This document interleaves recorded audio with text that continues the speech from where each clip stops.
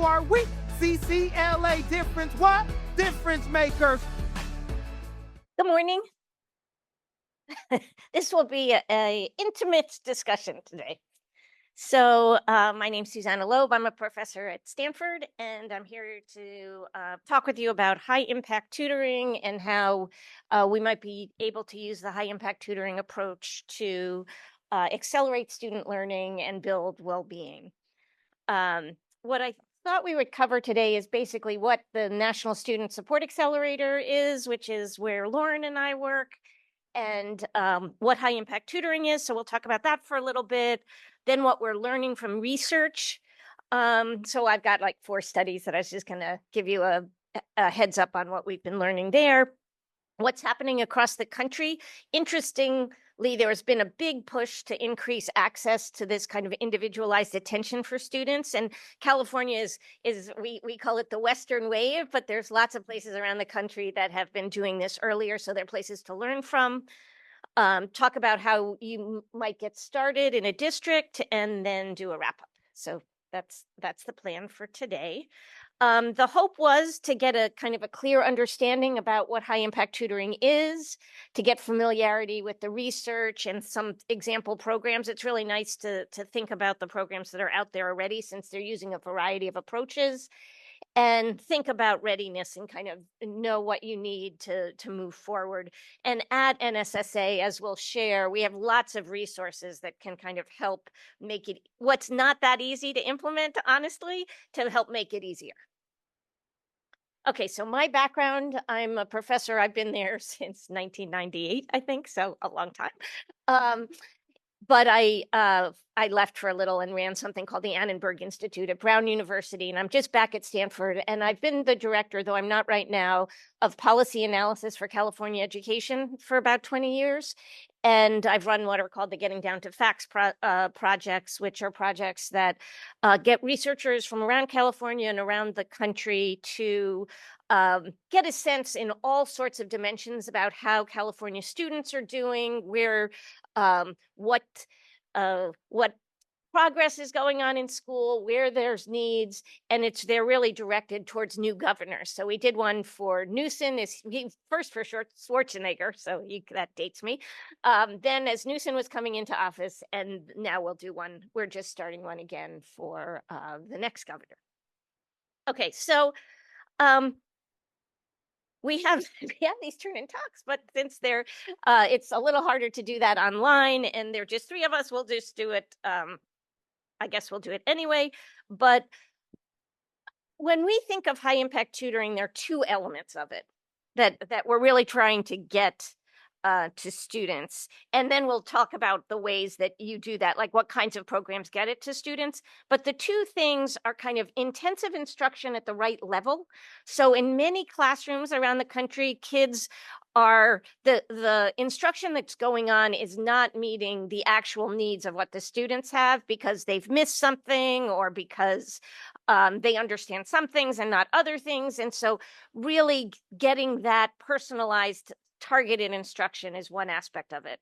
The second aspect of it is a close relationship with an adult that is motivating and engaging. So having the tutoring part that is high impact is having a consistent tutor over an extended period of time. So you have the kind of trust and understanding that really builds that motivation and engagement. So what I thought we would do just to start out with is thinking about the students that you work with and whether they're getting those 2 things. Are they getting the teaching just at the right level? And are they getting that connection to an adult that they need to be engaged and motivated? And we have this idea that just good teachers can do this, but it's very hard, as you know, for a teacher to do those 2 things with all the students in their class, whether it's 25 students in, elementary school or the 100-something students in high schools. How are students getting this kind of connection to an adult and teaching at the right level? So just take like 5 minutes to think about in your experiences with students and in your schools, how is this happening? And if you're online, just think about that. And then, yeah, if you could write it in the chat, and then we can see what you say in the chat as well.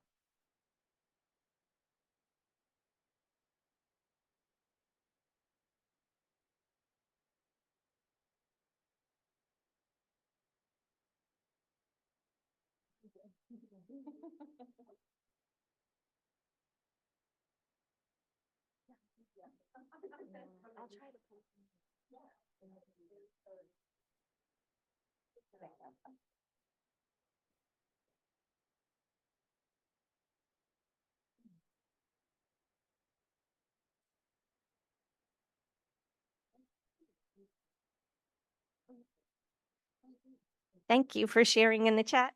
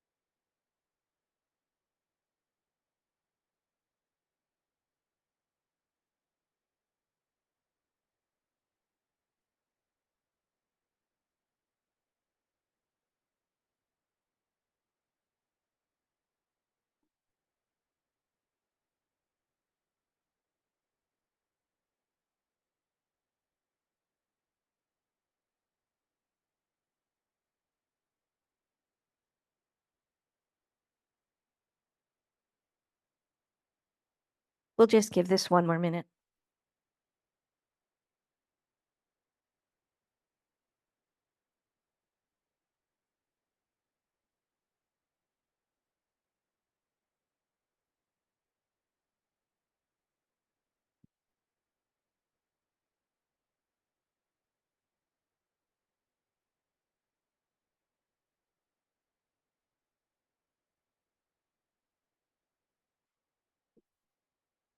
Okay, we're going to come back. I just wanted to thank the folks in the chat.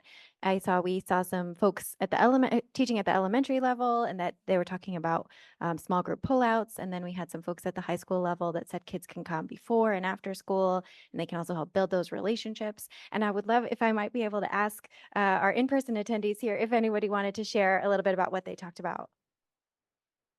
I think we'll do the mic for the online people. Thanks. So I was just sharing with some of the other attendees here. So I'm a special education specialist, and I'm currently doing elementary to 8th grade, so K to 8. And for me, a lot of my instruction is direct small group instruction. But I think, and that's in a separate setting, but I think it's more difficult to see those more small group or one-on-one instruction happening, especially in the upper grade setting. In elementary, I was saying there is a lot more small group, center-based work. So that is more common to see a lot of small group instruction, less, of course, one-on-one. But in upper grade, I really don't see that as much. So I think just like someone was saying in the chat, for upper grade, it's mostly before or after school. Mm-hmm.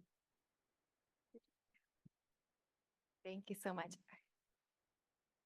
And do you feel like in the small groups, one of the things that I've been curious about is how small a group, like sometimes small groups are 6 kids or something, how small a group do you need to get that kind of motivating relationship as well as the kind of teaching at the right levels?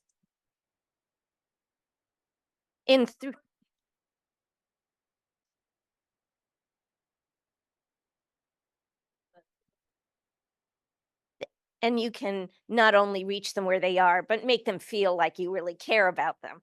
Yeah, that's because I think that's the real thing that we're trying to get. And what's interesting is that's pretty much what the research says, is that 3 to 4 is kind of the cutoff of when it's actually considered tutoring.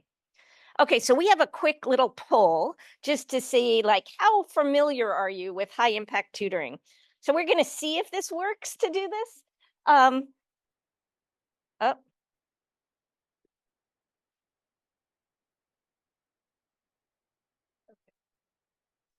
So now if you go to the folks online and, well, you guys here should be able to get in, and then I can. and if not, we can just Yeah, we'll ask. just no, I'm not the best at that. Is it Oh, working? good. So funny. Oh, yes, good.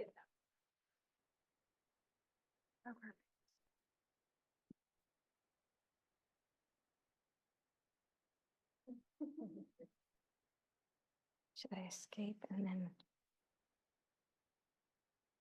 Whoops. Oh, okay, perfect. Okay, so well, anyway, we have a bunch of somewhat familiar, and that's a good place to come for this. So whoops, let me do a slideshow. So just saying to give you a sense of where we come from and what high impact tutoring is. We founded NSSA in 2020, just at the start of the pandemic, when it became really clear that students were kind of missing some of school and were disconnected from school. And so we went to the research literature to figure out kind of what is known about what helps to kind of accelerate learning for kids who are struggling, as well as to engage students. And it was really quite clear, and I'll show you some of the evidence, that this kind of relationship-based, individualized instruction was the only way that we really know to accelerate student learning. And so we started the organization so that every student can have access to an effective tutor who champions and ensures their learning and success. And we do that in 3 ways. First, we do research because we're a research university, so it's hard to get around that. But there's a lot of research that says it's effective. There's much less research that tells you how to implement it well. And so we do a bunch of research just on what are the ways that this can be implemented, and also how can you make it more cost effective and also fitting in across contexts. So there's some contexts, kindergarten classrooms are very different than high school. And so what kinds of things can you do in one and not in the other? Those kinds of things. So first we do research, then we take our research and other people's and we develop tools, basically materials that are decision maker specific. So if you're a policymaker, we have kind of one pagers that say this should be in the policy. But for districts, we have 200-page documents that include letters home or advertisements that you can do to recruit tutors, as well as like what kinds of committees. So there's a range of decision maker specific tools. And then we do things like this and try to engage folks in high impact tutoring. Good morning. We have a website, which is studentsupportaccelerator.org, and all of the materials and stuff are all open access. So if you want anything, they're there. And you can also call us, particularly Lauren, who's here. She runs both the tools and engagement part of NSSA, and she's always there to answer questions that you have. So in terms of the unusually strong research base, there are really hundreds of what are called randomized control trials, which are essentially experiments. The thing about tutoring is that it's often oversubscribed, and so it's not that hard to have a clean comparison group between kids who get tutoring and kids that don't, and so you can see how they do. And the vast majority of studies have found really big effects. And not only are those effects big, but they're actually bigger even in the per dollar than other kinds of interventions in schools, like class size reduction. It is in some ways a class size reduction thing because you're going down to 1, 2, or 3 students, but it's not the class size reduction for the whole day and a small number, like going from 25 to 22, that doesn't do anything like getting this kind of individual instruction for part of the day. Similarly, for investments in technical supports and things like that. Okay, so what is high impact tutoring? What we tried to do was make it easy to kind of think about how you would get a program that provides these 2 things: in high quality, intensive, individualized instruction, and the motivating and engaging part of the relationship. And what we found in looking at all of the studies about what those programs looked like what were the features, we got down to 7 of them. And 3 of them are just kind of basic general features, which is, yeah, and on this picture, you can see there's safety at the bottom. These programs, ensure the safety of students and their data, things like that. Equity, it's a real focus on equity, making sure you're reaching students with culturally responsive pedagogy and making sure the students who need it most get it. And then you just have a cohesive program. So it's well run. So you've got these 3 basic elements that are really part of all good programs. So you have those, but then you can step back and say, what are the other elements that are really the structural features? And I'll start up here at kind of, I guess, 1 o'clock. And the data drives instruction. And I think this is really important because in order to know in order to teach the student at the right level, you actually have to know what that student knows and doesn't know. And that's really what data is for, is to kind of continually update on where the student is, where they really need help. And this doesn't have to be a particular kind of data. It doesn't have to be state test scores. It could be a formative assessment. It could be a district assessment, but you really want to know where that student is and the progress the student is making. The second feature of it, not surprisingly, so that was data use. The second has to do with instruction. So you want it to be high quality, and you want it to be intensive. And the intensive part of it really means that you want something like 3 or more sessions per week. So the student really always has it on their mind that they're part of this.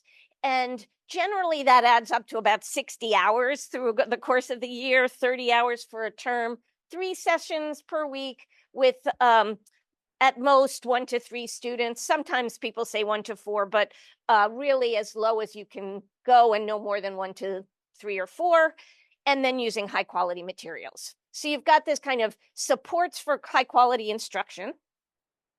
Oh, I get grounded in equity, got there too. A consistent, well-supported tutor. You don't want the student to have a different tutor each time. You want this student to have the same tutor, and you want that tutor to be really comfortable working with students. What's amazing in the research is that a vast number of kinds of people can be really effective tutors. So of course, certified teachers are kind of exceptional on average as tutors, but paraprofessionals make good tutors, college students make good tutors. You just have to have a program. College students right now make good tutors when they're in a program like work study or something that they're getting credit for, that makes sure that they are consistent and come there all the time, and then that there's someone looking out for them, making sure they're doing a good job. Okay, so you've got data, high quality instructional materials, and a lot of it. You've got a consistent, well-supported tutor. And here's the last thing that really shows up in the research, is that the programs tend to be much more effective if they are during the school day, if they are embedded in school. And the reason for that is, I think, at least 90%, because that's when the students show up. So it's really hard to run after-school programs and get the students who are not as enthusiastic about school as you want them to be to show up. Once they get doing it, then they get more enthusiastic about school, we think.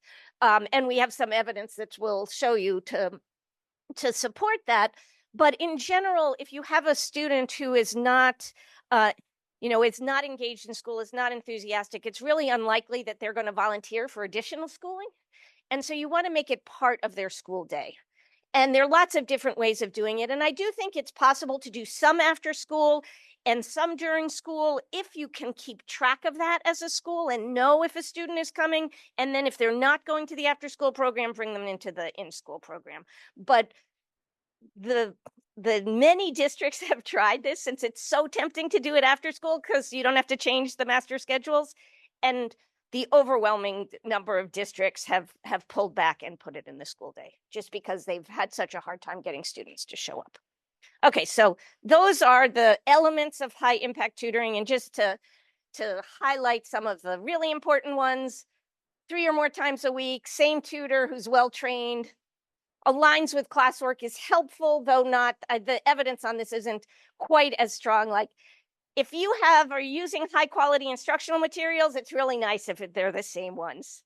But if you're not, if you're in a school that hasn't done this and you can get high quality materials into the tutoring session, you want to prioritize that. Small groups and ideally during the school day. Note, high impact tutoring is not just homework help. It's really important. We've been trying to like push towards, relationship based personalized instruction, because sometimes people think about tutoring and think, oh, I'll just sit here and kids will show up and they will come and ask me questions about what they don't know. I can tell them, and that's tutoring. But we know that at least for me, I don't know what I don't know. So it's really hard for me to come to a tutoring session. There's a recent study that I'm not going to talk about that was in community colleges where they took their tutoring that was going on, which was drop-in tutoring, which is what most colleges do across the US, and they shifted it to this model. And they randomized who got it, and they got huge effects of giving the students a tutor that they met with regularly relative to having these drop-in things. And those are for adults. These are in community colleges. Just imagine how that is with kids in elementary school and high school. Okay. Yeah, why don't we just do this in the chat?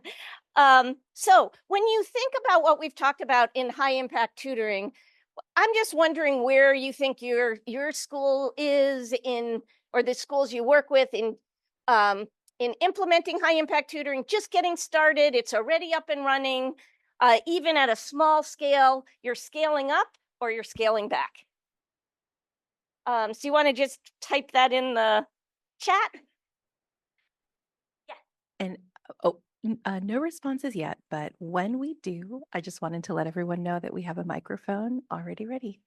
So Oh, excellent. Great. yeah. And actually we do have some responses now. Okay, so one participant says just getting started, and another participant says not happening, mostly drop-in tutoring.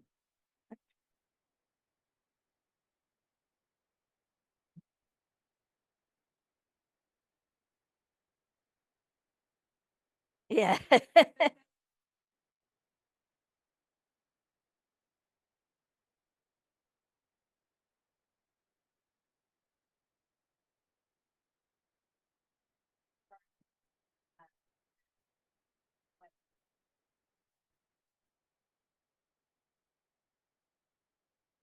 Yeah. Yeah.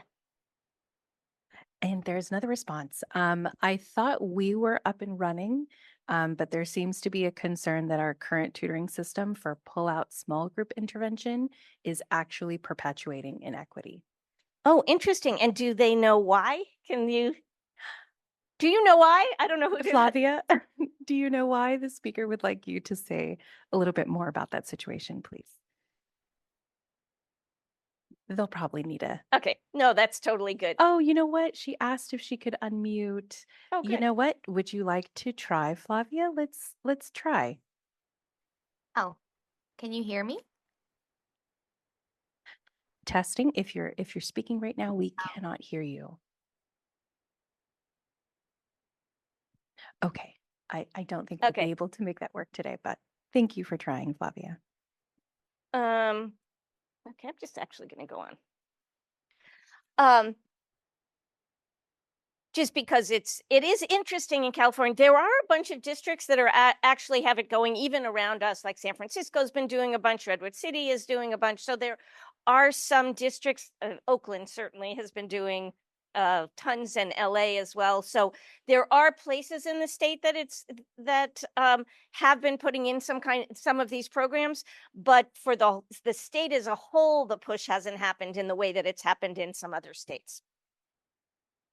Okay, so what are we learning from research? When we set out in NSSA to do this work, we wanted to understand implementation, but we wanted to understand it across contexts. In the South in the US is really different from the North or the West. Similarly, rural areas are different than urban areas. Big districts are different than small districts. So we tried to get this kind of range of places to work with to see how they were doing in terms of implementing this kind of tutoring. And it helped us to figure out where some of the facilitators and barriers were and what kind of programs were working in different contexts. And I was going to touch on 4 different recent studies. One is the effect of virtual tutoring on young readers. A second is the result of kind of a scalable approach for young readers. The implementation in Washington, D.C., which is kind of a portfolio district. They're charter schools and traditional public schools, and they really made a kind of district, or what's actually a state, because Washington, D.C. is, the OSCE is considered the state. And then Tutor Copilot, which is a little thing that we just did to use generative AI to kind of help to help tutors in their work. Not for students to work on directly, but for supports for tutors.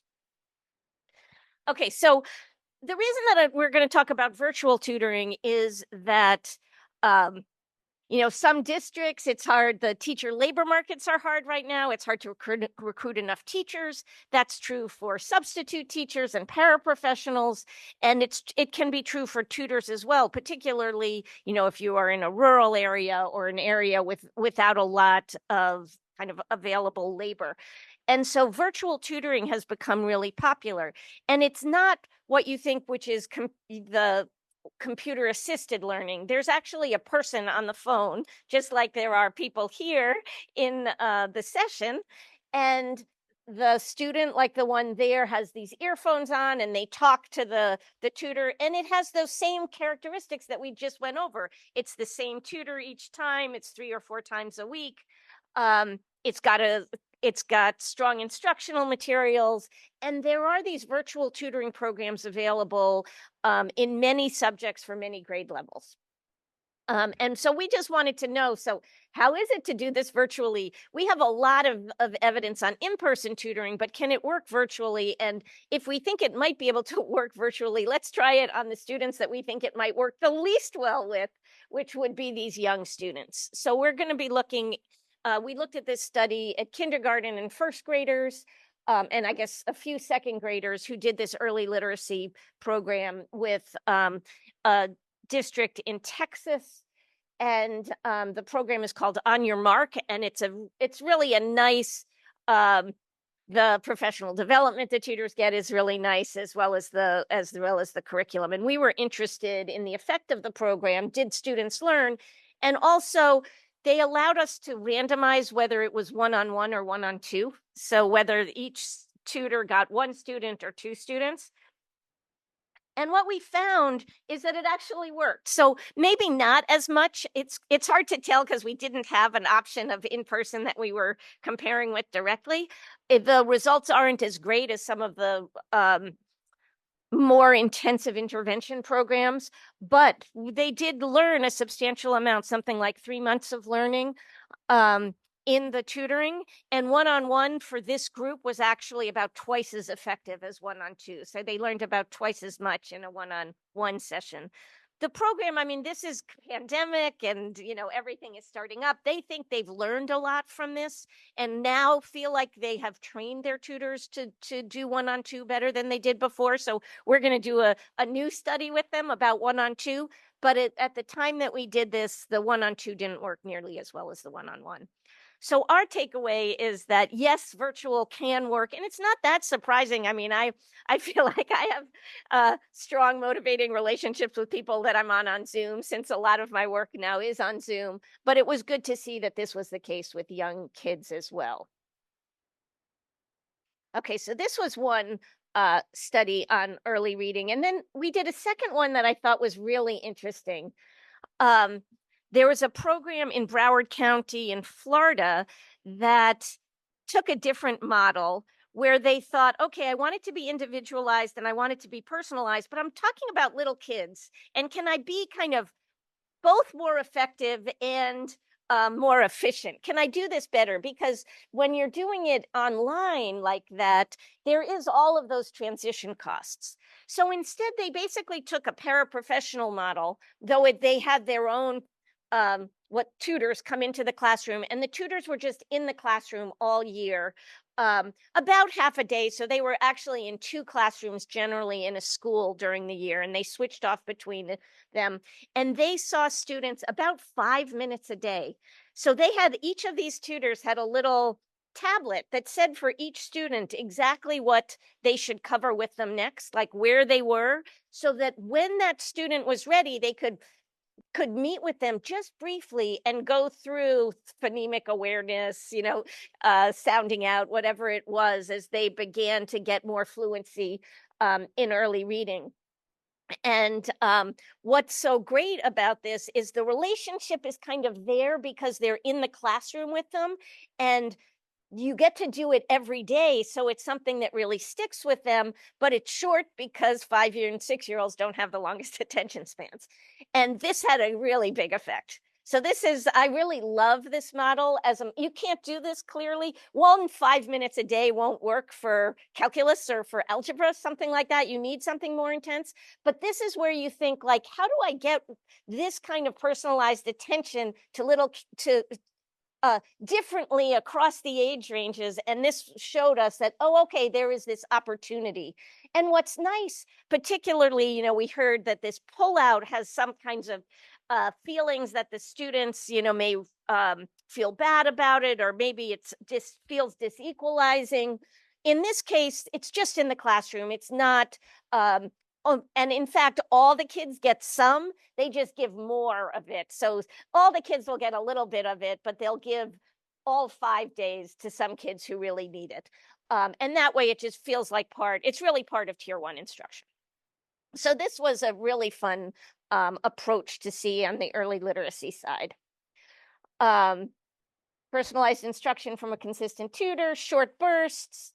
Both cases, these are really structural literacy curricula.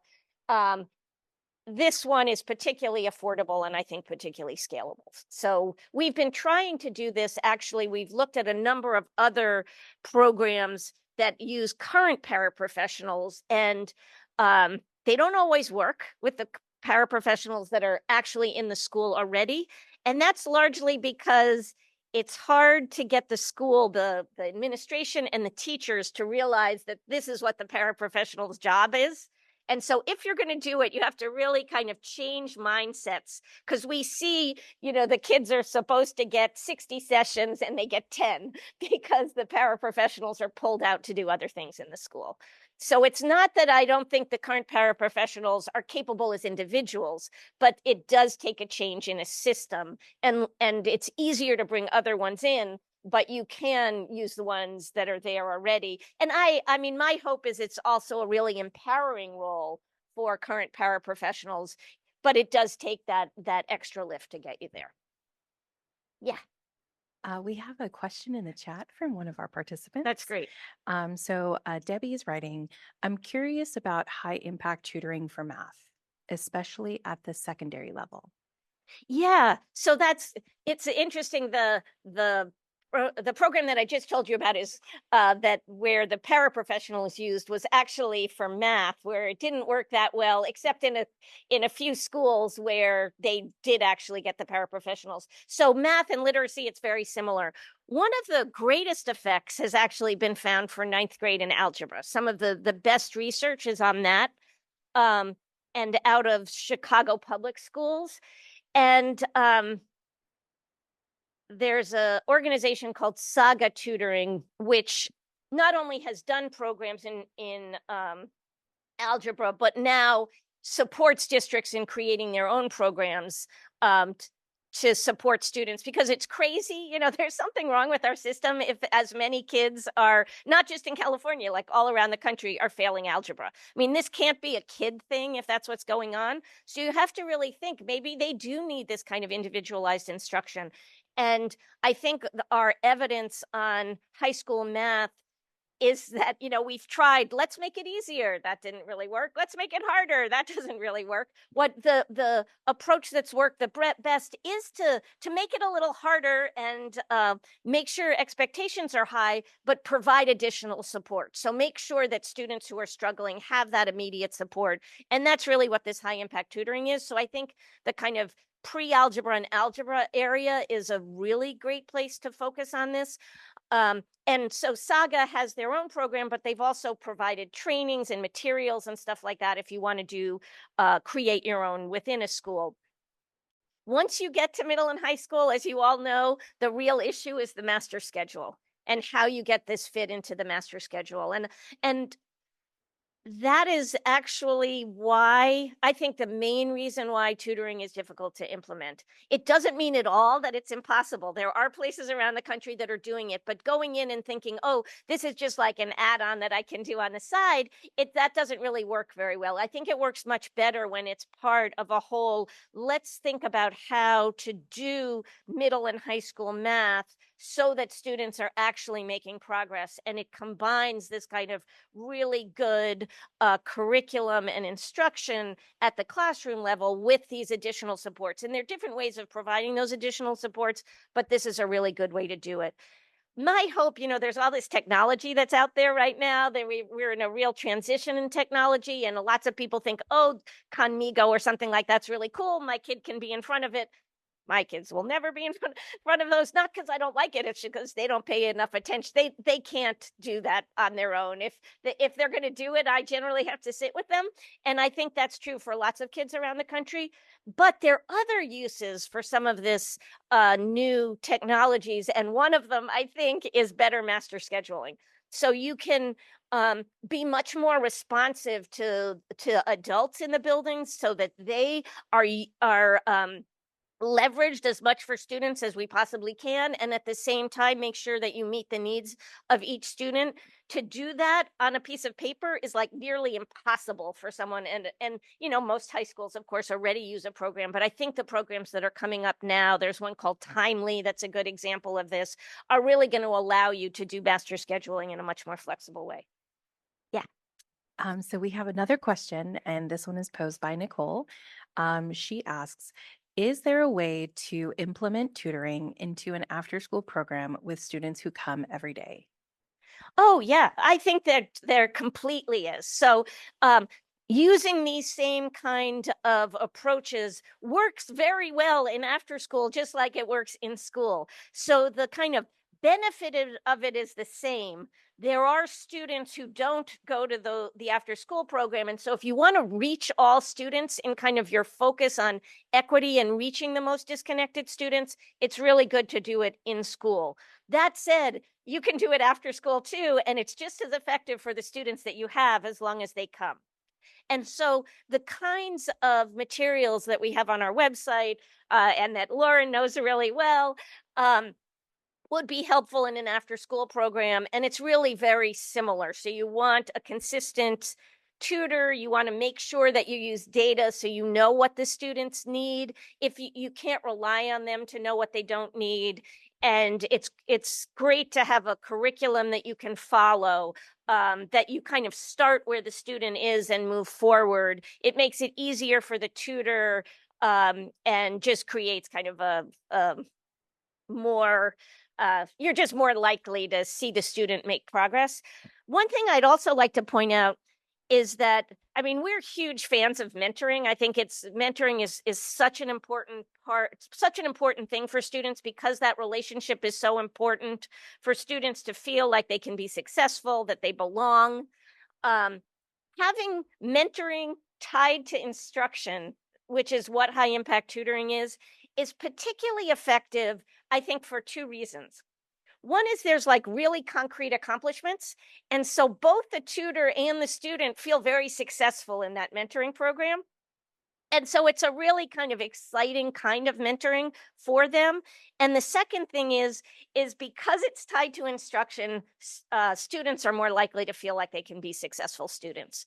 And I think part of our, there are a few things driving our lack of attendance right now, our chronic absenteeism. One is a feeling of not belonging. Another is a feeling of not being successful. And a third is that some of the high schools are pretty boring. Sorry to say that here. And so if we can get, mentoring can be really helpful on those first two, like feeling belonging and feeling like you can be a student. Any other responses or questions? Not at this time, but thank you. Okay, thanks. Here. Okay. So the third is study I just wanted to touch on isn't quite a kind of test of a program effect, but it is looking at what happened when Washington, D.C. decided to put tutoring in. So I kind of love this graph, even though it's really kind of a sad graph. But if you look at the red dots, those are where private tutoring is available in Washington, D.C. And in a different one, we have like the income of the areas, because it's a really segregated district. And this is where the red is all of the high income areas. And you can see there's really hardly any red in these areas, which are the low income areas of the city. But once they put this high impact tutoring program in, you can see the blue dots, which is where the tutoring is now available for students. And so the one thing about having a district-led, state-led, county-led tutoring program is you're able to address what I think are one great gap in educational opportunities for students, which is this access to individualized instruction. So a student in this part of the city will be going along school, and then suddenly something happens either at home or something in school where they don't understand something, and they start to dislike school, feel like they can't do it. They start to kind of spiral down. Their family gets them tutoring. They see that they can do it. It pushes them back up and they're able to go along. Whereas if you're in an area without those red dots before, you start to spiral down and there's nothing to kind of push you back up. And so this was a really important inequity in educational opportunities that existed before, and the programs that gone in there now have really kind of changed the landscape, as you can see. So I think that was a really exciting part of it. Because it all went in at once, we don't really have the comparison to know the effect of the program, because the kids who get it are just really different than the kids who don't get it. It's very hard to know if your kid is, on that spiral, but a teacher might know and make sure they get that kind of tutoring. But what we were able to do, just to kind of get a sense of whether the students liked the tutoring, is to see, okay, we could see what day they were scheduled for tutoring, and we saw their attendance by day. And we just wanted to know, well, maybe tutoring makes them want to come to school. And if so, maybe they'd come to school more on the days that they had tutoring. And that's what we were able to see. So particularly middle schoolers, which is, I think, a very important set of grades, as you know, particularly for chronic absenteeism, students were more likely to come into school on the days when they had tutoring scheduled. And that actually takes out the effect of the day itself. So it's not like it's because it was a Wednesday or because it was, in December or something. We actually took out an average for all kids on each day and then just saw if they were more likely to come to school. And they were. And for middle school students, with scheduled tutoring, it decreased the probability of absences by 11.4%. So actually a pretty reasonably big effect on reducing absenteeism. Okay, the fourth, I just can't help it because we did this kind of fun thing and, we're at Stanford, so all I think about is generative AI. Or at least that's all I'm surrounded by. Hopefully this isn't recorded. So what we did was we were like, tutoring has expanded hugely, and we'll talk a little bit about that expansion in a minute, since the pandemic. So suddenly you've got so much of demand for tutors, but as a result, you have a lot of novice tutors coming in, tutors that haven't, had experience doing this before. There's some kind of training for them, but not very much. And so we A bunch of it is virtual, like we saw. It's not computer assisted, but it's just over something like Zoom.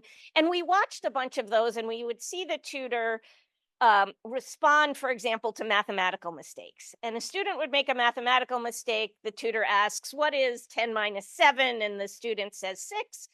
And the tutor says, probably not how you would want them. The tutor invariably says something like, no, it's 3. They basically solve it. Or they say, no, it's a subtraction problem. This subtraction is 10 minus 7, which is 3. So they either kind of tell you the way to do it and the solution, or they often say something like, good job, and they move on. This is kind of generic good job, no matter what happens. And so what we were trying to figure out is whether we could give tutors, because it's an online platform, immediate feedback or suggestions for what they could do. And so we typed into something like ChatGPT, you're an expert tutor, use these last things, this last conversation between the tutor and the student, so the last 10 things they've said, to give the tutor a suggestion of what to say. And the ChatGPT would solve it too. We couldn't get ChatGPT by just saying be a tutor, not to solve it. So then we thought, okay, well, maybe if we understood what teachers do and then prompt the ChatGPT to do it better, to do it the way teachers do it, we could get better suggestions. So we did a little bit of that, and we couldn't get all the way to what expert teachers do, but we got really quite close. So it got quite a bit better than the novice tutors. And the way we did it is, instead of saying, you're an expert tutor, answer the question, we would say, you're an expert tutor, what question should the tutor ask? Or what concept should the tutor explain? Or what hint should they give? So we had these kind of specific things that ChatGPT was supposed to do. There were actually about 8 of them, but the 3 best from the teacher standpoints were these 3. So now what we built into One Tutor platform is the tutor, when they're having this discussion with the student, can press a button and these examples will pop up. And they can choose one of them, they can edit it and choose it, or they can just say what they wanted to before, or they can press this button here and get the other suggestions. So we just tested this to see if it would make a difference, and it was kind of amazing. So it did, it actually increased students' learning. So students take these regular assessments in this math program, and it improved their math achievement. And it particularly benefited, the program had given us both how long the tutors had been there and their assessment of how good the tutors were. And it was basically driven by the tutors that they didn't think were very effective. They benefited. And kind of the lowest effectiveness and the middle effectiveness moved up to about between the middle and high effectiveness in terms of student learning. And almost all driven by the new tutors. So I'm not sure actually if that's because those were the ones that took it up, but I think that's right. It's much easier to give suggestions to people who are just developing their routines. So anyway, this I think is just to say that when we think about the potential out there for some of this kind of new technologies, it's easy to think immediately about how it will affect students, but I think there's so much power in how it can help teachers develop their practice, and also how it can do things structurally, like scheduling. Yeah. So we have a pretty popular comment in the chat right now. Okay. So participants would love to know more about proven and effective curriculums to use in high impact tutoring run by paraprofessionals for K-8 schools. And there's a follow-up question to that about the tutor co-piloting. Is it available? Yeah. Okay. So let me just go. Oh, what questions? That's perfect. So 2 things. There's some kind of built out curriculum for paraprofessional tutoring. One program is called Once, and that's focused on early literacy, and another program called Roots, and that's focused on early math. And I think both of them are pretty well like their nice curriculum. You do have to then implement it and make sure that the paras use it. The program that we studied that brought in the paraprofessionals is called Chapter 1, and I think their program is really terrific too. And so you can talk to them. I think all of these are available. There are a lot of different tutoring, both programs and providers. They often build off of open access curricula so that it is likely to align with what's going on in a district that uses something, the math, the open access math, illustrative math, or something like that. So those are available. Tutor Copilot is, we built it with the button onto a particular platform, so that isn't available, but all the code is open access. And so it is available that way, and all of the prompts and stuff are available. So, and if you're interested, you can just talk to us, because we are trying to, one, make it available to people, but also to learn more. So we have a new one where we, with the videos, have been trying to identify when distractions happen and how tutors respond to distractions. So we are trying to build this out to address other issues around not just math mistakes. So that turns out to be a pretty important part of math tutoring, but the other parts of kind of engagement and then responding to distractions. This one is a follow-up comment, because I can tell they're grateful for all the resources you just shared. There were so many.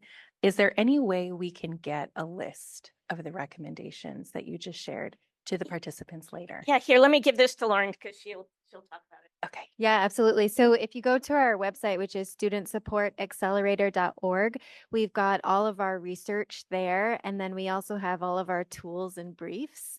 Should I stand up? So that you're not just hearing a voice. But anyways, if you go to our website, we've got our research, we've got our tools and briefs. We also have our email, which is info@studentsupportaccelerator.org.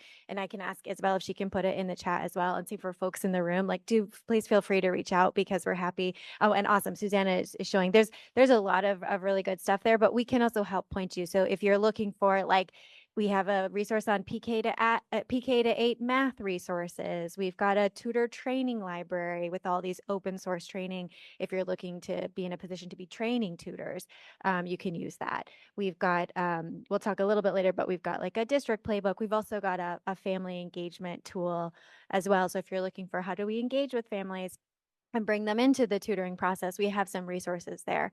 So definitely do check out our website, and then also feel free to email us at info@studentsupportaccelerator.org, and we'll make sure we can point you in the right direction.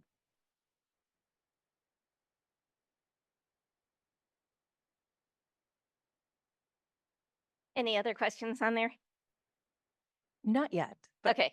I'll let Just you know. please do. It's much more interesting. Yeah.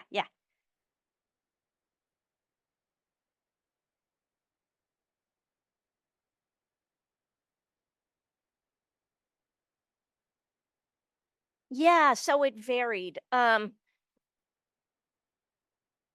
That's a good question. So it is different in different studies. Generally, these come from districts with a large, it's a high poverty population, large urban districts, or sometimes ruralish, in particularly the Texas ones. How much they address. So we're doing one of the studies. So typically when the short burst study that we did initially was tier 1, so it was everybody in the classroom. Certainly it included English learners and students with disabilities as well, but we're currently doing one with them that's tier 3, so they work in both. At these programs generally that we've been studying are mostly tier 1 or tier 2, but there are some that are tier 3 as well.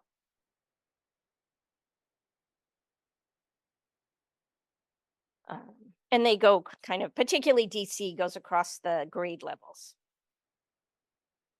Oh. Yeah.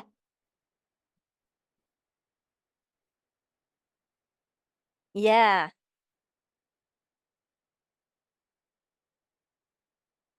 Yeah.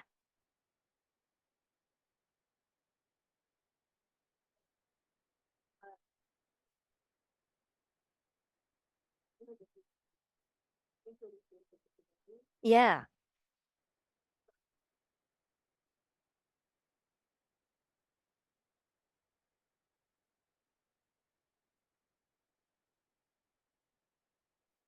Yeah, so that is interesting. I don't know. Do you know about Santa Clara? We know we've been talking a lot with Bay Area tutors. I don't know too much about Santa Clara in particular, but I will say we've got a tutoring programs toolkit that we've got. You'll see in a couple of slides, and so that might be a good one for you just to like get a copy of and see that. And then the other thing that we have are these tutoring quality standards, and so you can look at some of the things that we say and some of the recommendations that we have around inclusive practices. We often find that when we're talking to tutoring providers, sometimes this is an area in which they struggle. And so we have something called, so this is our tutor database. That's actually a really good one. Thanks, Susanna. There's like 374 different organizations here. So you can also, there's some search features, you can look there. So yeah, we've got a lot of info. And then I do think this one and then the our like badging program, this thing right here that we'll talk about in a bit could be when you look at our like self-assessment standards, that might be helpful as you're thinking about like what are the practices that you're incorporating that you might want to, and do we have any recommendations for you as well? Yeah, oh, yep. I'm wondering about helping implement tutoring in schools who are like, we don't have time, we don't have money, we just can't do this right now. And so, could we help advise them and show them how it is possible? Yeah, no, that's of course a really great question. So I think one is just talking to us because we're happy to talk, and we've been running some of these design sprints that help school districts to think about how they can get the programs in with the funds that they have and the resources that they have. But we do also have this district. Let me just go to this for a second, then I'll go back to this one. The district playbook, which hopefully I'll get to. Tell me if I'm missing. Toolkit for program provide. Okay. Which kind of gives you a sense of how to walk through it to try to figure out how you can get it into your district, because I think there are ways, and one of the examples would be that in many classrooms there are paraprofessionals, and often teachers will express to us that they have a paraprofessional who could be really good, but they just don't know how to use them effectively. And so that's a real resource in the school that may not be used as well as it could be. And there are these ways of using materials that are available and not too expensive to help paraprofessionals do that. Similarly, if you think of the interventions in tier 2 and tier 3, you can think which of these interventions that are there are some of them may be really effective, but some of them may not be effective because they don't have a motivating and engaging relationship that kind of drives students to want to actually make progress, or maybe they're not actually reaching exactly where the students are. So they're not really effective at doing it. So I think there are ways kind of within schools that you can do it. Our hope too is that Sacramento will help. And we're, in discussions there to try, because across the country, many states have kind of invested directly. The ESSER funding was there and now it's not there, but states have been kicking in across the country saying this is really important. And so the hope is that Sacramento will do something that will just make it easier to get additional resources for this.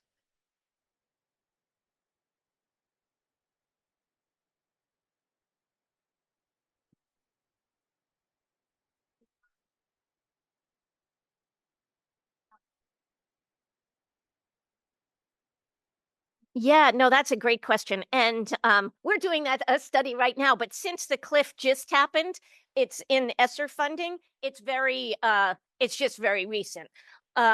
we actually were really worried that things would go away, but surprisingly enough, I mean, certainly some districts that went at it really strong with all the ESSER funding have pulled back some, but most of them haven't pulled back all the way. They've more like said, okay, well, now we've kind of learned with that funding and let's try to get it in where we want to. Baltimore is a good example and Guilford's a good example of that.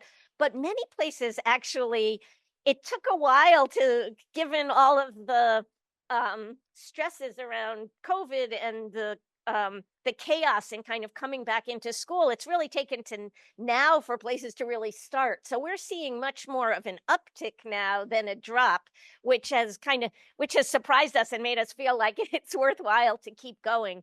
And I think California is a good example, but really around the country, New Mexico has just put in a program.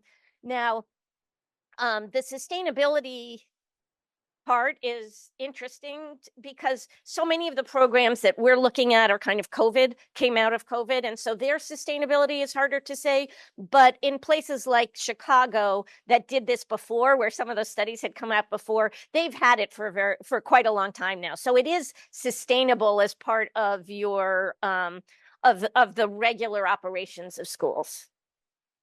Yeah. There is a comment in the chat. So Flavia writes, my site has pull-out small group tutoring as our tier 2 intervention, and there has been discussion of eliminating this tier 2 system due to a perceived lack of efficacy in favor of an acceleration approach that is in the classroom. This session is the first time I'm feeling clarity about how I can refine our small group tutoring to promote acceleration. I'm very excited to explore your website.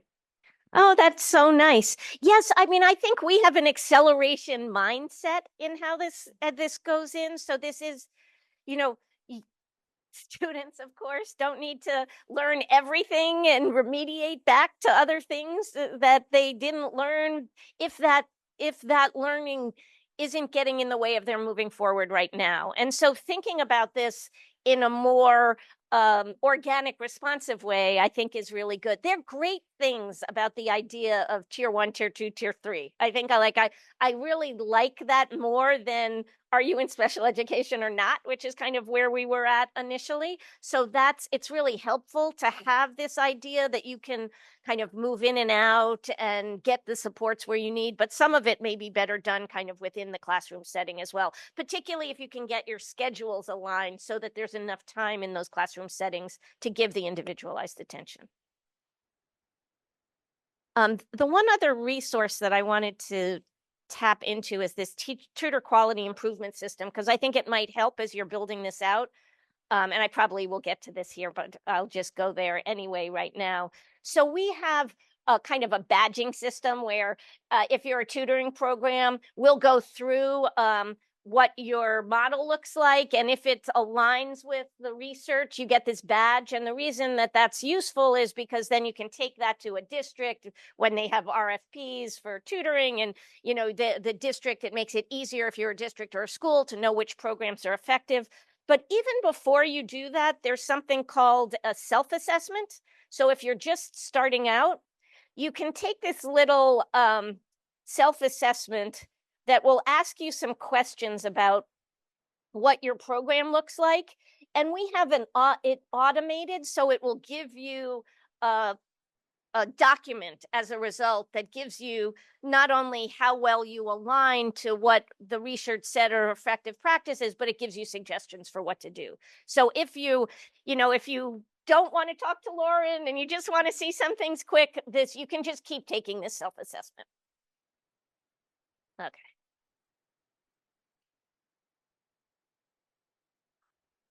I guess we can go on.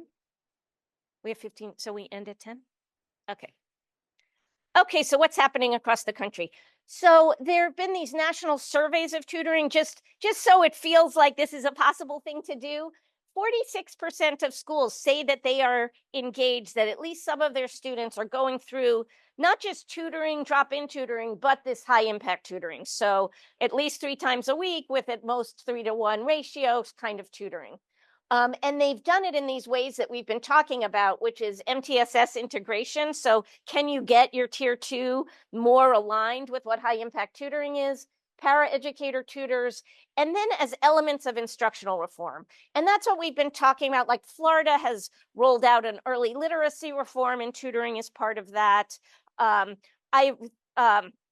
Math, California now has a new math framework. My hope is as they roll out the math, that they can get, we really have strong evidence, even from within California, that adding some kinds of supports can really help this kind of math tutoring with strong, that have kind of a little bit higher expectations, be effective for all students. So I'm hoping that that's a good approach in California. There are a few facilitators that can help with this. So one of the issues is it can be expensive and tiring to try to recruit tutors, but there are these ways that make it easier. And universities, we're a university, so I have to talk about universities, are a really good source of tutors, and two ways that make them really quite less expensive for the schools to provide this. The first is teacher preparation programs. Across the country, a number of teacher preparation programs have switched the first thing that teacher candidates do from observing in classrooms to tutoring. This was really done at scale in Illinois and Ohio and a bunch of other places, and I think some in the Cal State system as well. And what's so great about this is that it's actually more effective than observing. Like, it's really hard to observe and get better at something. Whereas when you're practicing tutoring, you don't have all of the kind of complexity of a classroom, but you can really understand what it means to work with a student. And you can really learn in that way and see how you feel about that part of teaching. And so it's a really effective way. And at the same time, it's a continuous source of tutors for schools. So that's really a positive. The second is federal work study. So, the federal government, at least now, provides a lot of funding to higher education students. That is the big part of the Department of Education, hugely more than they provide to K-12. They provide to is their student loan program. That's the big part of the Department of Education right now for the US. And part of what they do is they provide funds for students if they work. And part of those funds, I think something like 11 to 15% is supposed to be used for students doing work in the communities. And the Biden administration actually called out tutoring, among a couple of others, as things that work study students should be doing with this money. So this is money that's already there that districts don't have to use. They just have to find universities to partner with. There's a program in California called Step Up Tutoring that actually provides free tutoring. It works a lot in LA. And they utilize federal work study. So their tutors are college students using who get paid, but get paid from federal work study. So those are two ones. There are a lot of tutoring providers, and we have a whole slew of examples in there that can provide tutoring, some of them more expensive than others, some of them more aligned and more resourced, but they can do a variety of things. They can just provide the tutors, they can just provide the curriculum, they can provide parts of it, as well as just, you say, I don't have time to do this, but can I just contract out to someone to do it? Okay, and there's some really interesting stuff going on right now in kind of paying these providers based only on how well the students do. So making sure that they actually make progress. And then again, we want state policies to do something. Okay, examples in, there are great districts that are doing this. And if you want any, just let us know and we can show you where it's going on, because it's really interesting, the variety of age groups, student groups that they've focused on, whether they're focusing on their most struggling students or kind of students more in the middle, whether they're focusing on students who are in special education or not, have English learner status or not. There's really variation there, whether they contract with tutoring providers or build their own. There's a lot of variation there as well. So you can really see a whole bunch of different ways of getting this relationship and this individualized instruction to students. getting started in your district. We have lots of resources, but we've talked about those. We were going to do this activity, but let me just, since it's a QR code. So what I would love you to do, I think this is the end, our last activity, is really just to think about whether there are opportunities that you see in the places that you work to try to either make big reform to get something at this at scale, or kind of think about something that's already being done that you can kind of move to make sure that it is more targeted towards student need and more built on this idea that students really need an adult relationship to be motivated and engaged to kind of do the hard work of learning. So let's take just 3 minutes. I guess maybe that will bring us, and then I'll say goodbye. But let's take 3 minutes to just think to get with the people here to think together, and then online, maybe type in some things to each other about places that you might be able to do this.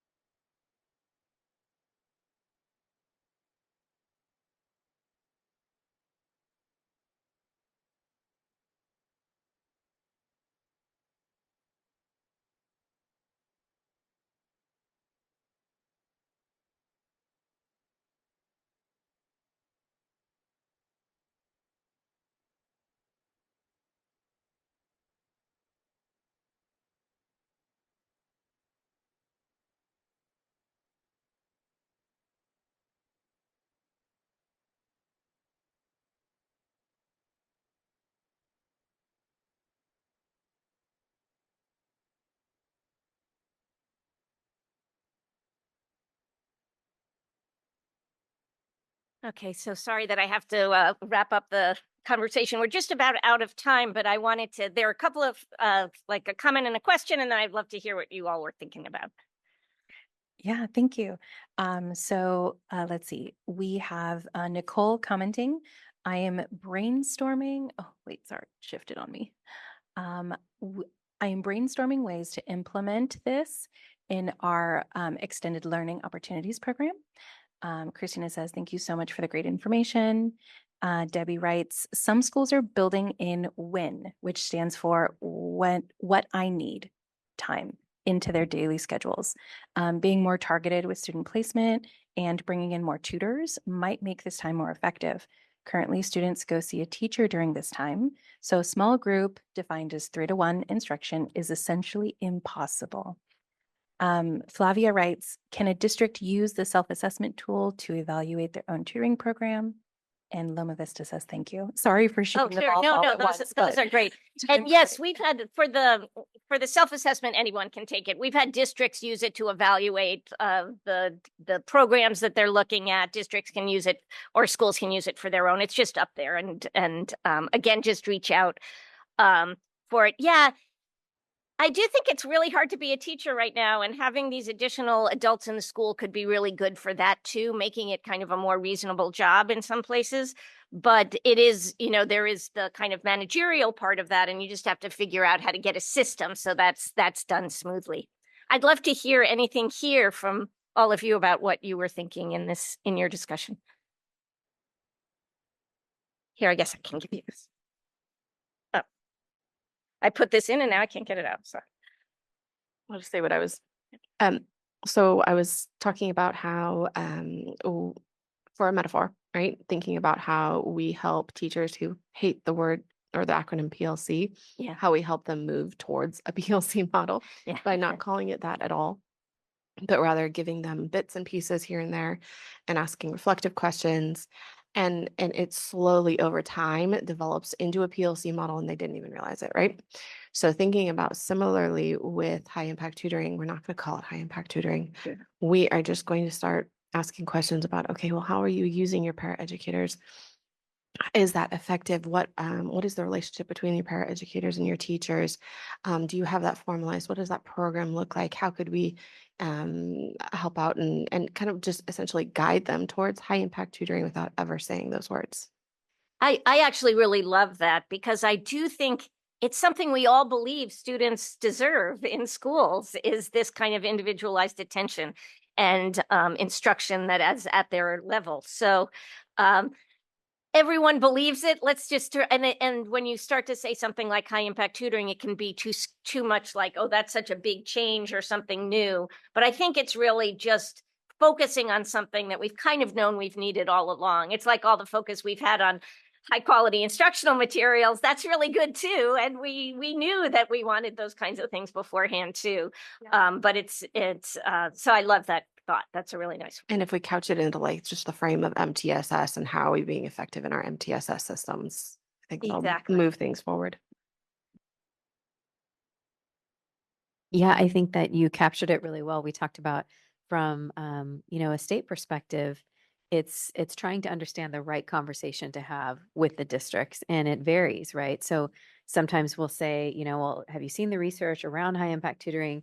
And then as we get further along in the conversation, it's like, oh, I think we're doing that. And so then it's, are you, and how, tell me more about your program. And is it in alignment with what we know to be research-based, alignment with all of the practices that need to be in place for it to be as effective as we hope.